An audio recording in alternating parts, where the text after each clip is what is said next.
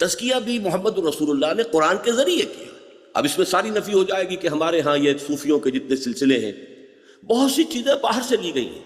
कोई नौ अफलातूनी फ़लसफ़े आ गए, कोई हिंदुओं की तपस्याओं के किस तरह वो बैठते हैं, बैठकर वो ख़ास आसन बनाकर ध्यान करते हैं। हमारे यहाँ भी वो ख़ास उसके लिए इस तरह बैठो और इस तरह गर्दन झुकाओ और यूं ही करो और इस तरह की ज़रब लगाओ। न हदीस से कोई ताल्लुक़, न कुरान से कोई ताल्लुक़, न सीरत से कोई ताल्लुक़, न सहाबा से कोई ताल्लुक़। ये सारी चीज़ें कहाँ से आएगी? और जब देखोगे तो एक रोशनी ऐसी नज़र आएगी, एक पीली आएगी, एक नीली आएगी, नफ्स का रंग ऐसा है, फलां का, कहाँ से है?